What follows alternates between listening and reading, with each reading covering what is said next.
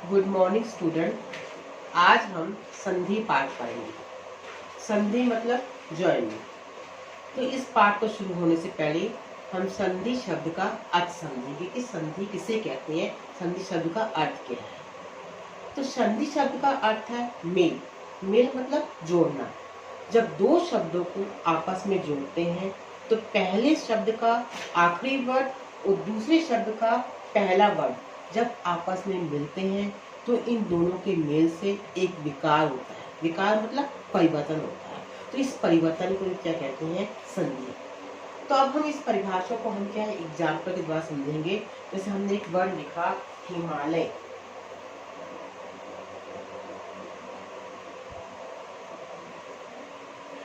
तो अब हिमालय शब्द को यदि हम इसका संधि विग्रह करेंगे तो इसका संधि विग्रह होगा हिम प्लस आलय।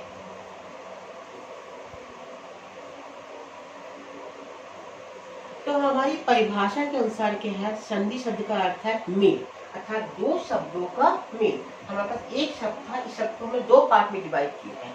हिम हिमालय वर्ड को हिम प्लस आलय वर्ड में डिवाइड किया हुआ है। तो जब दो शब्दों को आपस में हम मिलाते हैं तो पहले शब्द का आखिरी अक्षर और दूसरे शब्द का पहला अक्षर। तो हमारे पहले शब्द का आखिरी अक्षर क्या हो गया, म।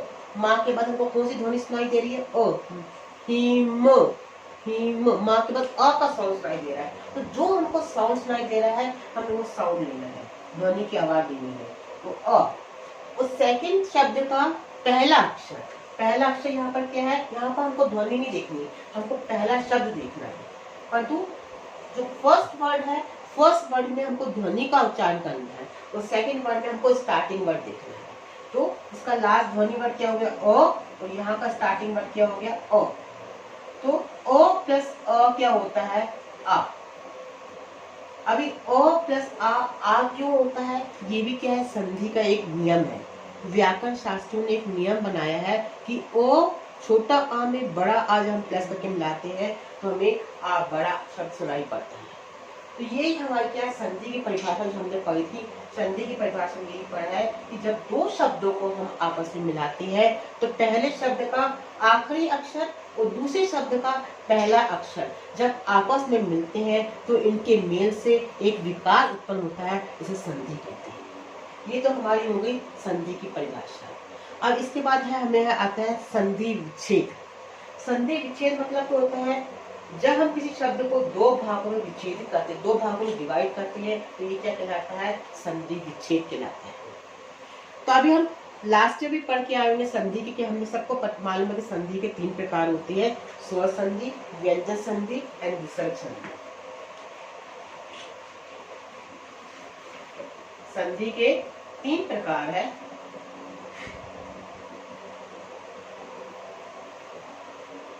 स्वर, व्यंजन एंड विसर्ग। स्वर मतलब क्या होता है, स्वर संधि का मतलब है कि इसमें दो स्वरों को आपस में मिलाते हैं। हर समय स्वर संधि में दो स्वरों का ही मेल होता है, कभी स्वर और व्यंजन का मेल नहीं होता। परंतु व्यंजन संधि में क्या है, स्वर के साथ व्यंजन का मेल होता है और विसर्ग संधि में स्वर का व्यंजन के साथ भी मेल होता है, स्वर का विसर्ग के साथ भी मेल होता है। यही लाइन को एक बार फिर मैं रिपीट कर रही हूँ, ध्यान से सुनना सब कोई।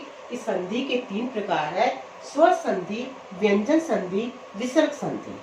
स्वर संधि में क्या होता है, दो स्वरों का मेल होता है। जब भी हम आपस में इसका संधि विच्छेद करते हैं तो उसमें दो स्वर होना जरूरी होता है। तो दो स्वरों के मेल से ही स्वर संधि बनती है। और व्यंजन संधि में स्वर और व्यंजन जब आपस में मिलते हैं तो व्यंजन संधि बनती है। विसर्ग संधि में स्वर का या तो व्यंजन से मेल होता है या स्वर का विसर्ग से मेल होता है। मतलब कि व्यंजन और विसर्ग का दोनों जब स्वर के साथ व्यंजन भी मतलब है कि दोनों से एक ही जन का मेल हो सकता है, या तो स्वर का व्यंजन के साथ मेल होगा या तो स्वर का विसर्ग के साथ मेल होगा। तो जब ये दोनों कंडीशन होगी तब क्या होता है, विसर्ग संधि। तो सबसे पहले हम अपने क्या है, स्वर संधि के बारे में अध्ययन करेंगे कि स्वर संधि किसे कहते हैं और स्वर संधि के कितने प्रकार हैं।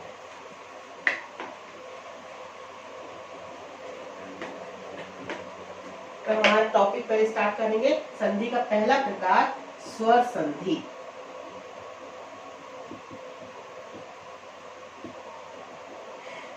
तो स्वर संधि की हम डेफिनेशन के हिसाब से क्या बोलेंगे, दो स्वरों के मेल से जो विकार होता है उसे स्वर संधि कहते हैं। एक बार दोबारा डेफिनेशन रिपीट करूंगी कि दो स्वरों के मेल से जो विकार उत्पन्न होता है उसे स्वर संधि कहते हैं। स्वर संधि के कितने प्रकार है, 5 प्रकार है। स्वर संधि को 5 भागों में बांटा गया है, इसको भी हम डिवाइड करेंगे 3, 4 एंड लास्ट 5। तो पहला है दीर्घ संधि, दूसरा है गुण संधि, तीसरा है वृद्धि संधि,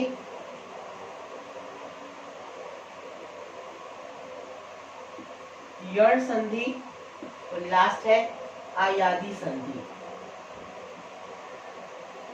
तो स्वर संधि के 5 प्रकार है, दीर्घ संधि, गुण संधि, वृद्धि संधि, यण संधि और आयादी संधि। सबसे पहले हम पढ़ेंगे दीर्घ संधि। लास्ट ईयर तक हम जो संधि से पढ़ के आए हैं, हम डायरेक्ट सिंपल पढ़ के आए संधि की परिभाषा। संधि के 3 प्रकार है, स्वर संधि, व्यंजक संधि, विसर्ग संधि। परंतु अभी हमें 7th स्टैंडर्ड से क्या करना है हमको कि स्वर संधि, व्यंजक संधि, जो विसर्ग संधि पढ़े हैं, तीनों के व्याकरण शास्त्रियों ने बहुत सारे नियम बनाए हैं कि स्वर संधि की हमको कैसे पहचान होगी, स्वर संधि के कौन से नियम है, इन नियम का हम डिटेल में वर्णन करेंगे। तो पहले हम क्या करेंगे, दीर्घ स्वर संधि का पहला प्रकार दीर्घ संधि होगी।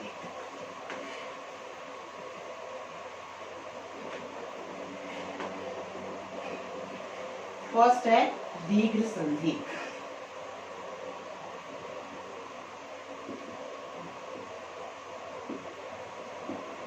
अभी व्याकरण शास्त्री के अनुसार क्या है, दीर्घ संधि क्या बोला है कि जब ह्रस्व या दीर्घ स्वर, अभी मैं यहाँ ह्रस्व और दीर्घ स्वर को डिटेल में नहीं जाऊंगी क्योंकि इसके पहले हम 2nd लेसन जो ग्रामर बुक में पढ़े हैं, हम सब पढ़ के आए। ह्रस्व स्वर क्या होता है, दीर्घ स्वर क्या होता है। ह्रस्व स्वर क्या है, जिसको बोलने में कम समय लगता है। दीर्घ स्वर क्या है, जिसे ह्रस्व स्वर से दुगना समय लगता है। और पूर्ण स्वर क्या है, इससे क्या है 3 गुना समय लगता है।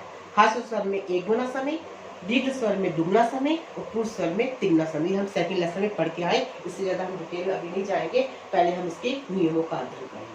तो दीर्घ संधि के अनुसार व्याकरण शास्त्र ने इसकी परिभाषा दी है कि जब ह्रस्व या दीर्घ स्वर में अ, ई, उ, मतलब जितने स्वर है, स्वर का छोटा अक्षर है अ, ई, उ के बाद जब दीर्घ स्वर या आ, ई आ जाते हैं तो ह्रस्व में आई आता है। तो अभी ये डेफिनेशन को यदि तुम लोग हम क्या है उदाहरण के द्वारा समझाएंगे तो तुमको ज्यादा क्लियर होगा। सबसे पहले मैं क्या दीर्घ संधि के जितने भी नियम व्याकरण शास्त्र ने बनाए हैं, सब नियम तुम्हारे सामने लिखा बता देती हूँ। उसके बाद हम हर नियम का एक एक उदाहरण लेंगे। तो सबसे पहले हम क्या है इसके नियम को अध्ययन करेंगे।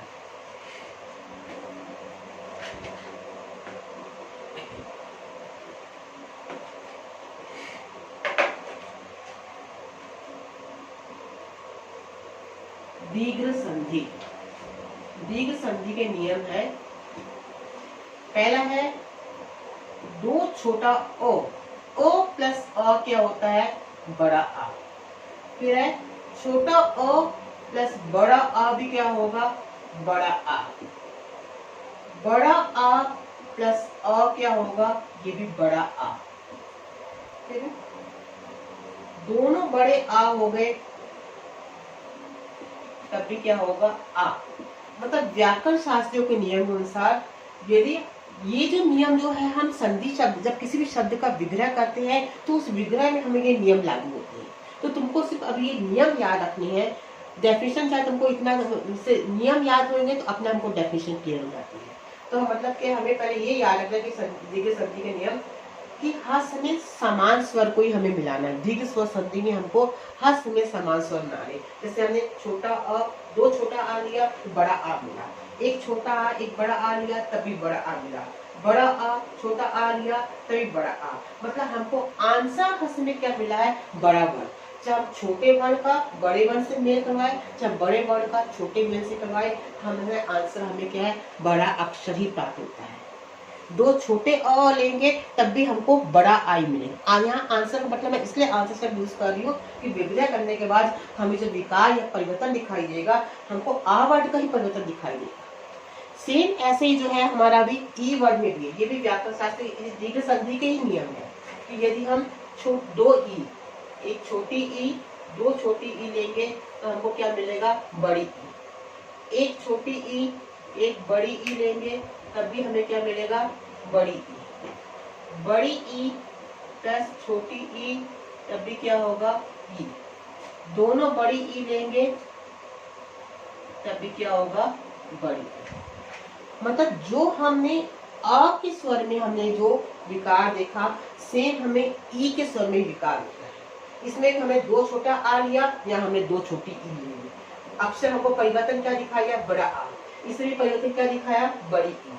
एक छोटा अ एक बड़ा आ लिया, यहाँ भी एक छोटी ई एक बड़ी ई ली, आंसर हमको बड़ी ई मिली।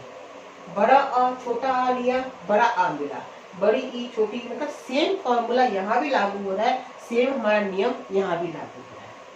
सेम ही व्याकरण शास्त्र ने तीन इसका ऊ का भी यही प्रावधान किया है। सेम नियम हमको ऊ में भी फॉलो होता है। यदि हम ऊ प्लस ऊ लेंगे तो बड़ा ऊ मिलेगा। छोटा ऊ प्लस बड़ा ऊ लेंगे तभी हमें बड़ा ऊ मिलेगा। यदि बड़ा ऊ प्लस छोटा ऊ लेंगे तब भी हमें बड़ा ऊ मिलेगा। और दोनों बड़े ऊ लेंगे तब भी हमें क्या मिलेगा, बड़ा ई ऊ मिलेगा। मतलब कि हमारे दीर्घ संधि में हमारे व्याकरण शास्त्रियों ने तीन नियम बताए हैं। जहाँ पर ये तीन नियम फॉलो होते हैं वहाँ पर दीर्घ संधि होती है। एक बार रिपीट करें दोबारा, ये हमारे दीर्घ संधि के नियम है। पहला नियम क्या लिया, अ प्लस आ के चारों इसके नियम बताएंगे। छोटा आ, दो छोटे आ, एक छोटा एक बड़ा छोटा, दोनों बड़े आ, आंसर हमको बड़ा आ ही मिलेगा। एक छोटी दूसरी छोटी, आंसर हमको बड़ी ही मिलेगी। छोटी बड़ी बड़ी ई छोटी ई। सेम हमारा ऊ के साथ, दो छोटा ऊ लिया, बड़ा ऊ और ऊ ओ। सेम मतलब कि हमारे दीर्घ संधि में हमारे अ, ई और ऊ। और एक बात को ध्यान रखना है कि दीर्घ संधि में हर समय हमें समान स्वर ही लेने हैं। जब समान स्वर होंगे तब उसमें जो विकार होगा तो वही क्या है, दीर्घ संधि कहलाएगी। यदि हम असमान स्वर ले लेते हैं, अब यहाँ एक बात वो क्लियर करूंगी, समान स्वर क्या है, असमान स्वर क्या है। स्वर मतलब आ का आ से मेल होगा, ई का ई से ही मेल होगा, ऊ का ऊ से ही मेल होगा। और असमान स्वर क्या बोल दिया, जैसे मैंने आ का ई से मेल करवा दिया, आ का ऊ से मेल करवा दिया, मतलब एक आ अक्षर ले लिए ऊ, उसको बोलेंगे असमान स्वर। ये यहाँ पर तो दीर्घ संधि में हमारे जितने भी स्वर आए हैं सब समान स्वर आए। जब समान स्वरों का हम आपस में मिलाते हैं तो उसमें जो विकार होता है उसे दीर्घ संधि कहते हैं। ये तो हमारा हो गया दीर्घ संधि। अब हम इसमें एक एक उदाहरण लेकर मैं बताऊंगी। एक आ का उदाहरण लेकर बताऊंगी, एक ई का उदाहरण लेकर बताऊंगी, एक ऊ का उदाहरण लेकर तुमको जो है तुम्हारा नियम मैं क्लियर करूंगी। उसके बाद तुम्हारी टेक्स्ट बुक में बहुत सारे उदाहरण दिए हैं, तुम अपने बुक में बाद में इसका अध्ययन कर सकते हो। मैं तुम यहाँ अभी हमारे पास जो टाइम लिमिट है उसके अकॉर्डिंग में एक एक दो उदाहरण देकर तुमको इस नियम को क्लियर करती हूँ। तो ये तो हमारे नियम हो गए। अब इन नियमों को मैं उदाहरण द्वारा स्पष्ट कर रही हूँ।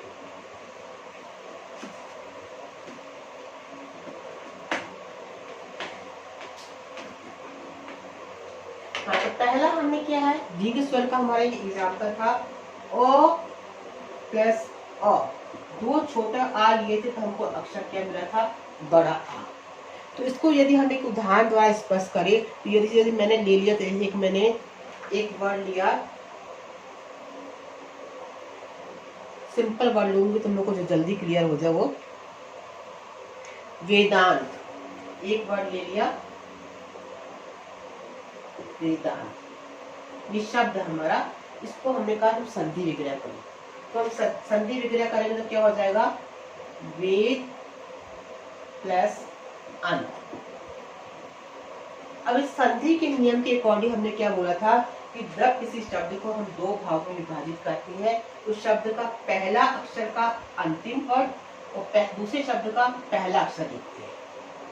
पहले शब्द का आखिरी वर्ड और दूसरे शब्द का पहला वर्ड हम देखते हैं।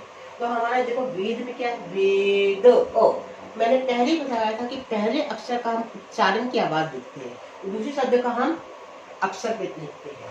तो वेदो, इसमें लास्ट में उच्चारण की आवाज क्या आ रही है हमको, अ, और दूसरे वर्ड का पहला अक्षर क्या हो गया, अ।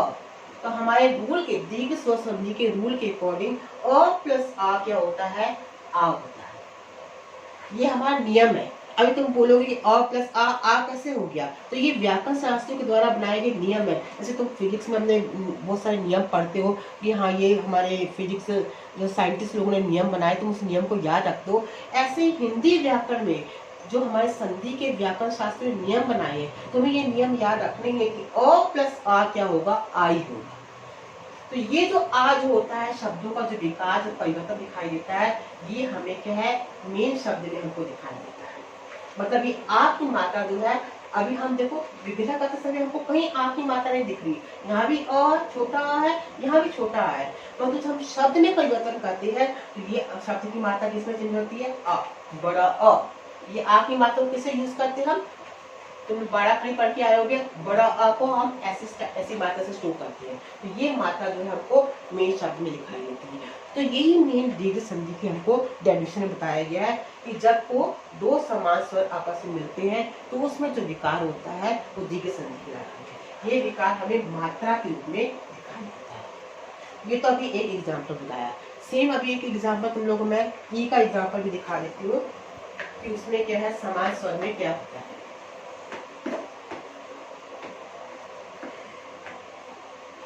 अभी हमने कैसे ई के एग्जाम्पल में पढ़ा था कि दो छोटी ई मिलेगी तो बड़ी ई बनती है, एक छोटी ई बड़ी ई मिलाई तब भी बड़ी ई मिलेगी, दोनों बड़ी ई मिली तब भी हमको ई, मतलब अब हम कोई भी हम ले लें हमको आंसर बड़ी ई मिलेगा। जैसे हमें एग्जाम्पल के दो, ये जो हम आंसर है ये हमारे शब्दों का विकार है। तो हम बड़ी ई का एग्जाम्पल ले लेते हैं, अलग अलग उदाहरण से हम क्या स्पष्ट करेंगे। बड़ी ई में जैसे मैंने लिख लिया नदीश, एक वर्ड ले लिया, संस्कृत शब्द है नदीश। इसको यदि हमने विग्रह किया तो क्या हो जाएगा? नदी प्लस ईश। संधि विग्रह किया तो क्या हो गया? नदी प्लस ईश। अभी तुमको ये देखो कि तुमने इसका विग्रह तो कर लिया, अब विग्रह में तुम्हारा ये नियम दीर्घ संधि का रूल लागू हो रहा है कि नहीं हो रहा? फॉलो, लागू मतलब फॉलो हो रहा है कि नहीं हो रहा? तो देखो क्या है हमारा विग्रह करने के बाद, देखो फर्स्ट वर्ड का तुमने क्या देखा? उच्चारण की आवाज, नदी ई कौन सी मात्रा है? बड़ी की मात्रा। यहाँ पर तुम क्या लिख दोगे? बड़ी की मात्रा। और दूसरे शब्द का तुम पहला वर्ड देखते हो कौन सी मात्रा है? ई। तो ई प्लस ई क्या हो गया? बड़ी ई। तो इन शब्दों को मिलाने से ये बड़ी की मात्रा हमको कहाँ दिखती है? मेन शब्द में। बड़ी की मतलब बता, ये मात्रा कौन सी दिख गई? बड़ी। ये शब्द का विकार या शब्द का परिवर्तन कहलाता है। मतलब कि हम जब शब्दों का विग्रह करते हैं तो विग्रह करते समय अपना भी हमारा नियम फॉलो हो जाता है। व्याकरण शास्त्र जो नियम बनाए हैं वो नियम अपना भी फॉलो हो जाते हैं। तो हमको यदि एग्जाम में पेपर में तुमको आता है कि तुम कुछ शब्द दे दिए, उस शब्द को बोला तुम विग्रह करके बताओ संधि का कौन सा प्रकार है। जैसे एग्जाम्पल तुमको आ गया, विद्यालय आ गया, एग्जाम्पल तुम लोग बता रही। अभी ब्लैक बोर्ड यहाँ जगह कम है इसलिए हमको बार बार अब करना पड़ रहा है कि जैसे एग्जाम तुमको पेपर में आ गया विद्यालय, एक वर्ड दे दिया विद्यालय।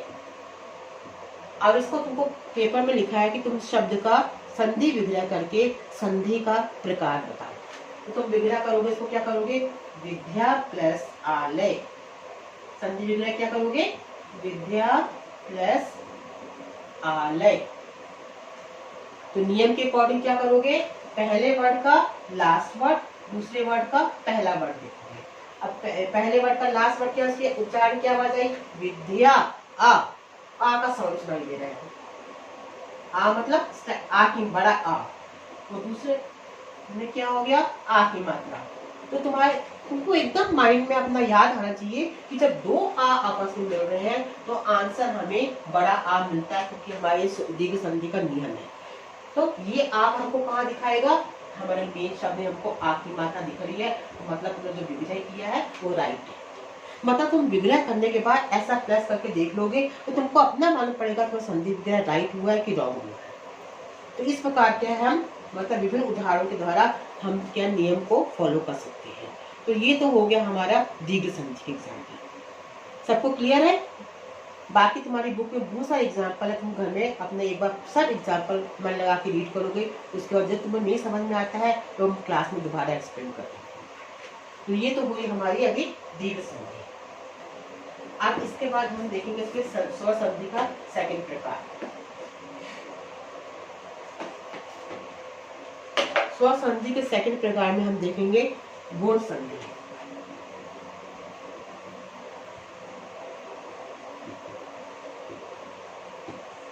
सभी संधियों में व्याकरण शास्त्र ने अपने अलग अलग नियम दिए हैं। अभी गुण संधि में बताया है कि अ अथवा आ के बाद ई या ई आए तो ए में बदल जाता है। मतलब कि यहाँ पर अभी क्या है, एक निशानी तुमको रखनी है कि दीर्घ संधि में हमें हर समय समान स्वर लेने हैं, परंतु गुण संधि में हमें असमान स्वरों का मेल करवा के उसका विकार या परिवर्तन दिखाना है। तो इस नियम के अकॉर्डिंग क्या हो गया, अ प्लस ई, ये व्याकरण शास्त्र का नियम है, अ प्लस ई क्या होता है ए। मतलब कि इसमें गुण संधि हमने समान स्वर नहीं लिए, दीर्घ संधि में हमने यहाँ से समान स्वर ही लिए, अ को अ से ही मेल करवाया, ई का ई से ही मेल करवाया, ऊ का ऊ से ही मेल करवाया, परंतु गुण संधि में हम क्या असमान स्वर ले लिए, एक अ स्वर ले लिया, एक ई स्वर ले लिया। जब आ को ई से मेल करवाते हैं तो हमें क्या मिलता है, ए मिलता है। तो इसी प्रकार क्या है, यदि हम आ का बड़ी ई से मेल करवाए तब भी हमको क्या वर्ड मिलेगा, ए वर्ड मिलेगा। मतलब आंसर हमारा हर समय ए वर्ड ही आएगा। उसके बाद क्या है, यदि हम बड़ा आ या हम ई ले ले, छोटी ई ले ले, बड़ी ई ले ले, कोई भी ई ले ले, तब भी हमको आंसर ए ही मिलेगा। जितने भी है मतलब इसके बाद आ प्लस ई, आ बड़ी ई, बड़ा आ प्लस ई, इसके बाद क्या कर सकते हो तुम, दोनों के है ई प्लस ई, लास्ट जो नियम तुम्हारा आ जाएगा इसमें, आ प्लस ई, आ प्लस बड़ी, आ प्लस ई, तीन नियम जो हो गए, और आ बड़ा आ में बड़ी ई, ये छोटे ई को प्लस करवाया था, और बड़ा आ में हम बड़ी ई को प्लस करवाएंगे तब भी हमको ए मिलेगा। ये गुण संधि के हमारे नियम हो गए। इसके बाद गुण संधि के व्याकरण शास्त्री ने और भी नियम बताए हैं। ये पहले ई का विग्रह करवाया, उसके बाद उन्होंने आ का ऊ के साथ विग्रह करवाया। आ प्लस ऊ होगा तो बनेगा ओ। मतलब कि गुण संधि में हर समय हमें असमान स्वर ही लेते हैं। तो आ प्लस ऊ ओ, आ प्लस बड़ा ऊ हो जाएगा तब भी हमको क्या मिलेगा, ओ। बड़ा आ प्लस ऊ तब भी क्या होगा, ओ। फिर है बड़ा आ प्लस बड़ा ऊ भी क्या हो जाएगा, ओ। मतलब हर समय हमको आंसर ओ ही मिलेगा। और तीसरा व्याकरण शास्त्र नियम बताया है जो है, ये फर्स्ट नियम हो गया गुण संधि का, ये गुण संधि का सेकंड नियम हो गया, और ये गुण संधि का तीसरा नियम हो गया। जब आ को क्या है हम री ऋषि के साथ मिल करवाते हैं तो हमें अर मिलता है।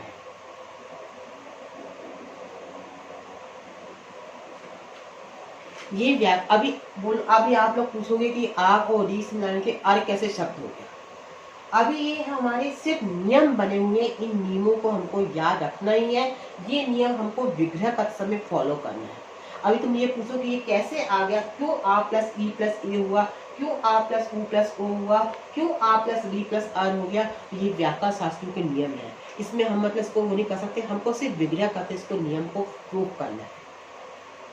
तो क्लियर है, दीर्घ संधि में हमने समान स्वर को मेल करवाया और गुण संधि में हमें असमान स्वर को मेल करवाया। दीर्घ संधि के भी हमने तीन नियम देखे थे, अ प्लस आ वाला, ई प्लस ई और ऊ प्लस ऊ। इसमें भी तीन नियम है, आ प्लस ई, आ प्लस ऊ और आ प्लस जी इक्वल टू अ। ये हमारे हो गए गुण संधि के नियम। अभी इन नियमों को भी क्या है मैं उदाहरण के द्वारा स्पष्ट करूंगी, एक एक उदाहरण दूंगी, बाकी के उदाहरण तुम अपनी टेक्स्ट बुक से पढ़ सकते हो।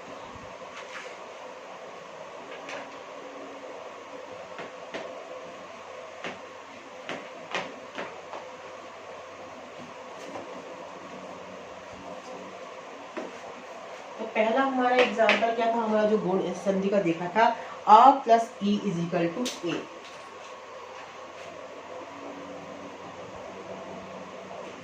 अभी इस नियम को हम एक उदाहरण के द्वारा स्पष्ट करेंगे कि सच में जब तुम शब्द का विग्रह करते हो तो ये नियम तुम्हारा फॉलो होता है कि नहीं होता।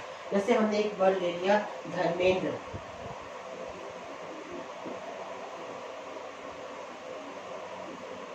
धर्मेंद्र का तुमने संधि विग्रह किया तो क्या लिखोगे, धर्म प्लस इंद्र। सॉरी,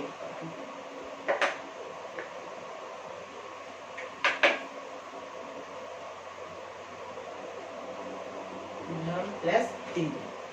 अभी हम ये नियम देखेंगे कि हमने जो गुण संधि के हमारे व्याकरण शास्त्र नियम बनाए हैं, सच में विग्रह करने के बाद वो नियम फॉलो हो रहा है कि नहीं हो रहा है। तो इसके लिए देखेंगे, पहले हम क्या देखेंगे, पहले वर्ड का क्या हो गया, धर्मेंद्र द्र ओ, हमने क्या सुनाई पड़ा, आपस में सुनाई पड़ा इसका। फिर है मतलब पहला वर्ड जो विग्रह करके धर्म ओ, और ये सेकंड वर्ड का पहला वर्ड क्या होगा, ई। रूल के अकॉर्डिंग अ प्लस ई क्या होता है, ए। ये ए हमें कहाँ दिखता है, हमें मेन वर्ड में। ए की मात्रा कहाँ दिखती है, ए। अभी जब तुम हिंदी 12 खड़ी पढ़ के आए थे, ए की मात्रा को हम क्या है, एक से शो करते हैं। तो मतलब ये शब्द का विकार, जो ए वर्ड बन रहा है, ए की मात्रा हो रही है, इस शब्द में विकार या परिवर्तन दिखाई दे रहा है, ये शब्द का विकार संधि कहलाता है। तो मतलब हमारा हमने विग्रह किया, ऑटोमेटिक हमारा क्या है, रूल हमारा उसमें फॉलो हो गया है। हमने कुछ किया ही नहीं, हमने सिर्फ संधि विग्रह की, उसे नियम पुट किया कि धर्म अ। सेकंड वर्ड देखा ई, आ प्लस ई ए होता है, तो ये ए की मात्रा हमारे ऑटोमेटिक मेन वर्ड हमको दिखाई नहीं देती है। मतलब हम जो भी एग्जाम्पल लेंगे, वो एग्जाम्पल हमको क्या है, व्याकरण शास्त्र के नियम के अकॉर्डिंग अपना वो रूल फॉलो होता ही है। तो ये हमारा था गुण संधि का एग्जाम्पल। अब इसके बाद हम थर्ड संधि के तीसरे प्रकार को देखेंगे।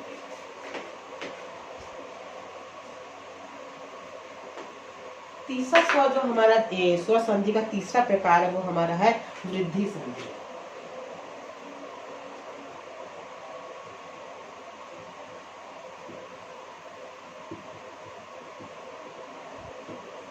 अभी वृद्धि संधि में व्याकरण शास्त्रियों ने क्या नियम बताया है कि यदि अ अथवा आ के बाद ए या ए हो आ जाए तो दोनों मिलकर ऐ हो जाते हैं।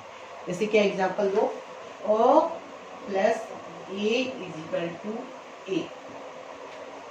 अभी एक अंतर याद रखना कि हम जब दीर्घ संधि पढ़ी थी, दीर्घ संधि में हम आ प्लस ई किया था तो हमको छोटा ए मिलता था, ये ए मिलता है। वृद्धि संधि में हमको एक मात्रा बढ़ गई है, उसमें ए और इसमें आई की मात्रा बढ़ गई है। ये अंतर याद रखना कि जब ए की मात्रा, अभी एक और याद रखना, जब ए की मात्रा होगी तो जब 12 खड़ी पढ़ के आओगे, ए की मात्रा को हम किससे शो करते हैं हमारे में, जैसे हमने छोटा ए लिया तो हमने बताया था कि वो एक मात्रा शो करती है। ऐसा जब बड़ा ए आई ले लिया तो एक शब्द के ऊपर क्या मात्रा आती है, दो मात्रा आती है। मतलब कि हम वृद्धि संधि में जो भी शब्द मिलेगा वो दो मात्रा आई वर्ड से उसका उच्चारण होगा। हाँ तो देखो अभी रूल के according A plus A is equal to क्या होता है, ए। सेम ऐसा है आ के साथ क्या है, यदि हम बड़ा ए फॉलो करें तब भी आंसर हमको क्या मिलेगा, ये नियम लिख रहे हैं। अभी इसको एग्जांपल देके स्पष्ट नहीं किया, छोटा आ छोटा ए बड़ा ए, छोटा आ बड़े ए और ए दोनों का है ईच होता है। और उसके बाद है आ plus O is equal to ओ, आ plus O is equal to बड़ा ओ। ये हमारे वृद्धि संधि के तीन नियम है, आ प्लस ए आ plus A is equal to ए और आ plus O is equal to ओ। अभी तुम लोग ये बोलोगे कि इतने नियम हमको कैसे याद रहेंगे, तुम्हारे दिमाग में भी यही आ रहा होगा कि हम तो कभी याद रख नहीं सकते, परंतु सिर्फ एक समझ पूरे स्वर संधि के होने के बाद स्मॉल थोड़ी हिंट दूंगी, वो हिंट तुम याद रखोगे, तुम लोग को कोई प्रॉब्लम नहीं आने वाली। ओनली पहले पूरा हम एक बार एक्सप्लेन कर देते हैं, इसके बाद तुम लोग को हर संधि के हिंट दूंगी, जिससे तुमको विग्रह का समय याद रहेगा कि हाँ ये दीर्घ संधि है, गुण संधि है, ये वृद्धि संधि है, ये यण संधि है, ये आयादी संधि है। तो तीसरा हमारा वृद्धि संधि के नियम क्या हो गए, A plus A is equal to A, A plus बड़ा ए तब भी ए और plus O is equal to ओ आ जाएगा। ये हमारे हो गए वृद्धि संधि का। अब इसी नियम को हम उदाहरण के द्वारा स्पष्ट करेंगे। जैसे मैंने एक वर्ड ले लिया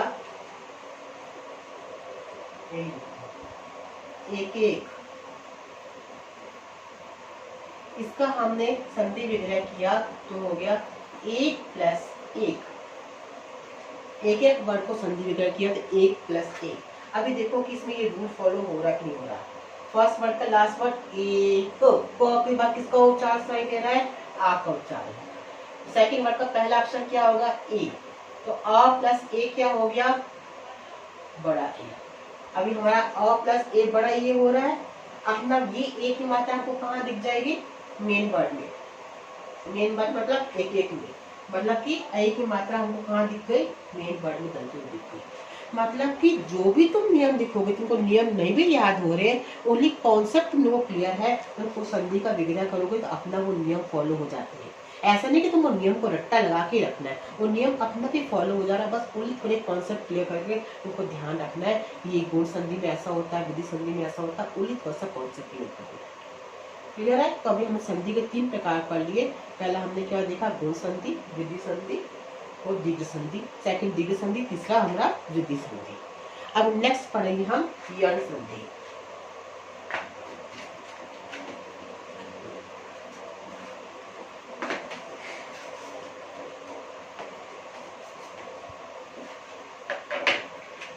स्वर संधि का चौथा प्रकार है यण संधि। अभी यण संधि में भी व्याकरण शास्त्रियों ने अपने नियम बनाए हैं। यण संधि में बोला है कि ई प्लस ई या अ प्लस अ, छोटी ई, बड़ी ई या छोटा अ, या फिर मतलब ई का यदि हम आ के साथ मेल करेंगे या फिर ऊ के साथ मेल करेंगे तो हमको या प्राप्त, आ का ई से करेंगे या ई का हम आ से करेंगे, मतलब इसके नियम एक मिनट। तो हमें क्या वर्ड आएगा, या वर्ड मिलता है। ई प्लस आ प्लस ई जो भी मिलेगा तो हमको जो वर्ड मिलेगा या वर्ड मिलेगा। फिर या तो फिर ई का ई और ऊ से तब भी या, मतलब जहां भी तुमको लास्ट वर्ड हासिल, इसमें यण संधि में जितने भी नियम बनाए हैं, नियम के अंत में हमको या वर्ड ही मिलता है। ये व्याकरण शास्त्रियों का नियम है। जैसे मैंने एक एग्जाम्पल ले लिया, हमने एक ले लिया अत्यंत। इस अत्यंत मन का तुमको आया संधि विग्रह करके इसका प्रकार बताओ। तो अत्यंत में क्या लिखेंगे हम, अति प्लस अंत। इसका संधि, अत्यंत वर्ड का संधि विग्रह हुआ अति प्लस अंत। अभी अति ई, आवाज कैसे साउंड सुनाई दे रहा है तुमको, पहले वर्ड का लास्ट वर्ड देखा, दूसरे शब्द का पहला वर्ड देखा, अति ई। पहली विलायटी छोटी ई है, उसमें क्या हो गया अ, तो ई प्लस आ क्या हो जाएगा, हमको क्या होता है, रूल के अकॉर्डिंग या होता है। तो ये या हमको कहाँ दिखाई देगा, मेन वर्ड में। ये जो हमको मेन वर्ड मिलता है, यही शब्दों का विकार या परिवर्तन कराता है, ये शब्द के मेन वर्ड में हमको दिखाई देता है। तो मतलब हमने जब अत्यंत वर्ग का संधि विग्रह किया तो रूल के अकॉर्डिंग अपना हमको याद मिल गया, रूल हमारा अपना भी फॉलो हो गया। इसी प्रकार तुम जितने भी संधि देखोगे उसमें हमारा सिर्फ ओनली हमको विग्रह करना सीखना है और नियम उसमें अपना भी ऑटोमेटिक फॉलो होते हैं। तो ये हमारी हो गई यण संधि। अब इसके बाद हम चर्चा करेंगे हमारे स्व संधि का लास्ट प्रकार अयादी संधि।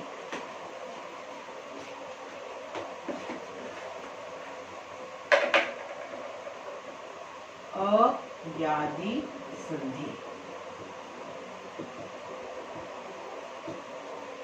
अयादी संधि में क्या दिया, अभी रूल बताया हुआ हमारा इसका कि व्याकरण शास्त्र जो बताए हैं कि जब ए अथवा ए के बाद कोई भिन्न स्वर आ जाए तो ए का आई में तथा अ का आई में बदल जाता है। कि क्या बोला है कि ए के बाद, जब ए अथवा ए के बाद, यदि ए या ए के बाद कोई दूसरा स्वर आ जाए, कोई भी दूसरा स्वर आ जाता है तो हमारा वर्ड वहां पर क्या विग्रह आ जाता है, आई वर्ड आ जाता है। मतलब अयादी संधि में हमें शब्दों का विकार दिखाई देता है, वो आई शब्द का उच्चारण सुनाई पड़ता है। तो जहां तुमको आई शब्द दिख गया वहां पर क्या हो जाएगा, अयादी संधि। तो और इसका एक एग्जांपल देखेंगे हम, जैसे हमने वर्ड ले लिया नयन। नयन शब्द का हम विग्रह किया, नय प्लस अन, नय। इसमें क्या आ जाएगा, आई की मात्रा। दो मात्रा वाला शब्द जो आता है उसको हम कैसे शुरू करते हैं, आई की मात्रा शुरू करती है। सेकंड वर्ड क्या होगा, ए प्लस आ क्या हो गया, आई, रूल के अकॉर्डिंग आई। ये आई हमको कहाँ दिख रहा है, यहाँ पर नयन, नयन। तो ये उच्चारण हमको इसमें दिखाई देता है। इसमें अभी मैं तुम लोगों को पहले बोला था कि हमको इतने नियम फॉलो, तुम्हारे मन में बार बार क्वेश्चन आएगा कि नियम हमको याद नहीं होगा, नहीं याद होगा। तो मैंने कहा था कि चारों प्रकार पढ़ने के बाद थोड़ी सी हिंट दूंगी, उस हिंट को याद रखो तो तुमको स्वर संधि कि कोई भी प्रकार का भूल एग्जाम में कुछ, और मोस्टली एग्जाम में क्वेश्चन ही यही आता है, शब्द दे देते हैं, शब्द को बोलेंगे शब्द को विग्रह करो और स्वर का प्रकार बताओ। मतलब तुमको विग्रह करके बताना है कि हाँ दीर्घ संधि है कि गुण संधि है कि वृद्धि संधि है कि यण संधि है कि अयादि संधि है। तो एक थोड़ी सी हिंट देंगे, चारों प्रकार का एक रिविजन भी हो जाएगा और थोड़ी सी मैं हिंट भी दे दूँगी। ये तो हमारे स्वर संधि के पांच प्रकार के बारे में हमने अध्ययन किया। तो सबसे पहले तुमको नियम तो याद रखना है, नियम तो तुम्हारे फॉलो होने चाहिए। मेन बात तुमको एक क्या याद रखनी है कि सबसे पहले जो हमने स्वर संधि का पहला प्रकार देखा था हमने गुण संधि, फिर देखा था हमने दीर्घ संधि, तीसरा देखा था हमने वृद्धि संधि, चौथा देखा था हमने यण संधि और पांचवा देखा था हमने अयादी संधि।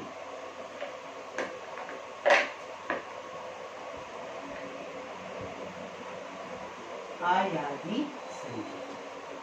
तो अभी ओनली स्मॉल हिंट तुमको क्या याद रखनी है कि जब तुमको जैसे नियम तुम बोलोगे इतने तुम्हारी बुक में नियम दी, इतने तुम्हारी बुक में एग्जाम्पल दी, तुम कंफ्यूज हो रहे हो, ओनली मामूली सी हिंट ध्यान से सुना सब कुछ। गुण संधि में क्या होता है, खास हमें हम समान स्वर का विग्रह करते हैं।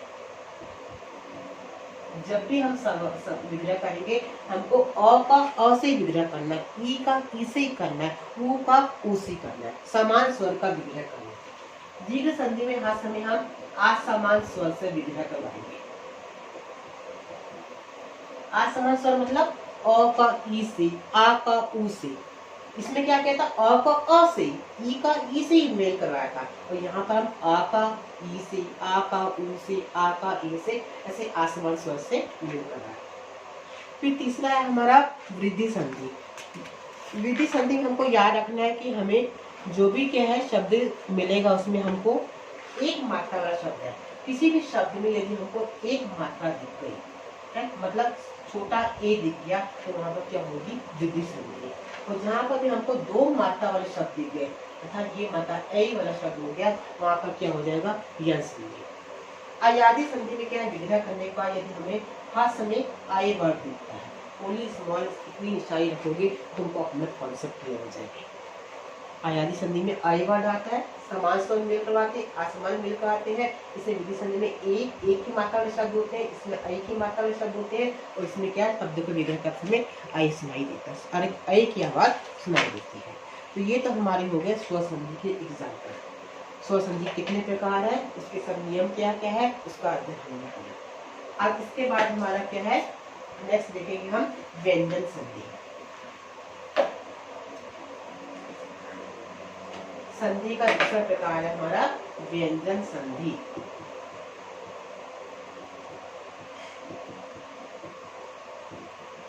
व्यंजन संधि में क्या बोला है कि जैसे तुम लोग पहले लास्ट में भी पढ़ के आए हो कि हम जब भी व्यंजन का उच्चारण करते हैं, तो व्यंजन जब हम मुंह से उच्चारित करते हैं तो हमको व्यंजन बोलते समय हमें स्वर की सहायता की जरूरत पड़ती है। सबको याद है व्यंजन की डेफिनेशन में ये बोला है कि स्वरों व्यंजनों को उच्चारण समय हमें स्वर का उच्चारण मतलब करना ही पड़ता है। जैसे मैंने बोल दिए को अ, साउंड क्या सुनाई पड़ रहा है अ, के साथ हमें क्या सुनाई पड़ रहा है आ का साउंड सुनाई पड़ रहा है। मतलब कि क वर्ड तुम्हारा ये जो नीचे जो किसी शब्द नीचे ऐसे स्लाइडिंग लाइन डाल देते हैं, ये होता है हलंत का चिन्ह होता है। तो जब हलंत के साथ आ जुड़ा होता है तो क्या बनता है को, मतलब का वर्ड क्या है व्यंजन है, का स्वर तो नहीं है ना, तो स्वर का हमने का वर्ड क्या है व्यंजन। तो व्यंजन को बोलते समय हमें किसकी स्वर की जरूरत पड़ती है। हम कोई भी व्यंजन को उच्चारण करें हमको स्वर हमारे साथ लगेगा ही। हमने बोला क ख ख आ का सुनाई दिया, ग घ, कोई भी व्यंजन बोलेंगे हम बिना स्वर के उच्चारण करें हम व्यंजन को उच्चारण नहीं कर सकते। तो व्यंजन संधि में यही बताया है कि जब किसी व्यंजन के बाद कोई व्यंजन या स्वर में जो परिवर्तन आता है उसे व्यंजन संधि कहते हैं। अब इसका एग्जाम्पल हमारी बुक में बहुत सारे एग्जाम्पल दिए हैं, हम भी कुछ एग्जाम्पल देख लेते हैं, एक दो एग्जाम्पल देख के। जिससे हमारा हो गया सज्जन, एक वर्ड हमने लिया सज्जन, सत प्लस जन।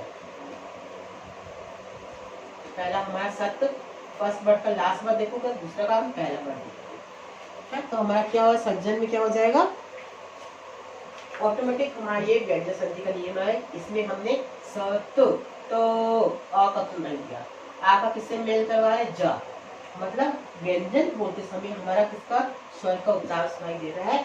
जब हम व्यंजन के साथ कोई भी स्वर दिखाई देगा तो वे व्यंजन संधि कहलाएगी।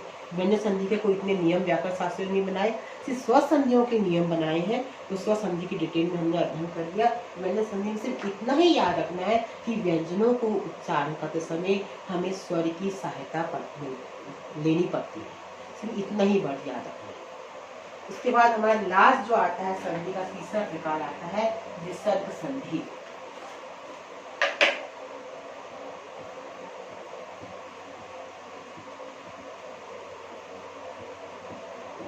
विसर्ग संधि में हमको एक बात रखना है कि हमें विसर्ग संधि में स्वर का विसर्ग का क्या होता है, स्वर प्लस विसर्ग या व्यंजन प्लस विसर्ग। कहने का मतलब है कि विसर्ग संधि में हम विसर्ग अकेले विसर्ग का उच्चारण नहीं होता, विसर्ग के साथ तो स्वर जुड़े होते हैं या विसर्ग के साथ व्यंजन जुड़े होते हैं। जैसे हमको व्यंजन का उच्चारण करते समय स्वरों की सहायता पड़ती है, उसी प्रकार व्यंजनों विसर्ग का उच्चारण करते समय हमें स्वर और व्यंजन दोनों की जरूरत पड़ती है। पता है ऐसा नहीं कि एक शब्द में स्वर भी आ जाएगा व्यंजन भी आ जाएगा, तो या तो स्वर लगेगा या व्यंजन लगेगा। विसर्ग के साथ या तो स्वर का उच्चारण होगा या व्यंजन का उच्चारण होगा। जैसे एक एग्जाम्पल हम ले लेते हैं, हमने एक वर्ड ले लिया निर्धन। निर्धन में हम इसे विग्रह करें निहि प्लस धन।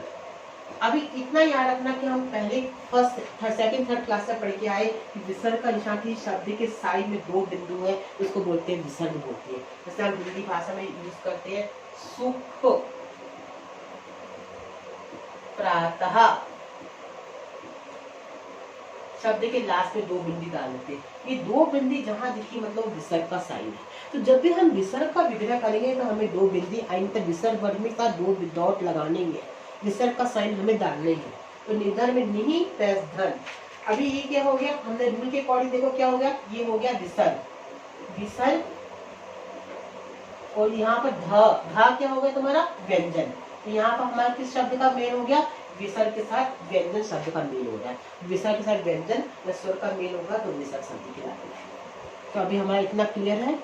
बाकी जो भी है हम जिसको कुछ कंफ्यूजन आया या नहीं समझ में आया तो जब हम क्लास लेंगे तो उसमें फिर हम अच्छी तरह दोबारा फिर क्लियर कर देंगे। तो यही पे हमारा क्या है, ये पार्ट समाप्त होता है। एक बार फिर से मैं तुम्हारा रिवीजन करवा देती हूँ फुल लेसन का कि पहले संधि क्या है। संधि क्या है, दो शब्दों को मिलने से जो उसमें विकार होता है उसे क्या कहते हैं, संधि कहते हैं। संधि के तीन प्रकार है, स्वर संधि, व्यंजन संधि, विसर्ग संधि। स्वर संधि को क्या है, दो स्वरों के मिलने से जो विकार होता है उसको स्वर संधि कहते हैं। स्वर संधि के 5 भेद है। पहला क्या है, गुण संधि, विधि संधि, दीर्घ संधि, यण संधि, अयादि संधि। इसके हमने विभिन्न नियम पढ़े। उसके बाद व्यंजन संधि पढ़ी। व्यंजन संधि क्या है, जब व्यंजनों को उच्चारण करने में स्वर की जरूरत पड़ती है तो उसे क्या कहते हैं, व्यंजन संधि कहते हैं। तो विसर्ग संधि में देखा, विसर्ग संधि में विसर्ग को उच्चारण करते समय या तो हमें स्वरों का मेल करना पड़ता है या हमें व्यंजनों का मेल करता है। विसर्ग के लिए स्वर और व्यंजन दोनों की सहायता की जरूरत पड़ती है, इसे क्या कहते हैं, विसर्ग संधि कहते हैं। तो यहाँ पर हमारे स्वर संधि के विभिन्न नियम हमने आज पढ़े। आशा है कि सभी विद्यार्थियों को समझ में आए होंगे। तो इसके पार्ट के हम क्या क्वेश्चन आंसर भी हम बाद में हम कर लेंगे, तुम लोग को भेज दूंगी इसके। तो अभी हमारा आज का पार्ट यहीं पे खत्म होता है। धन्यवाद।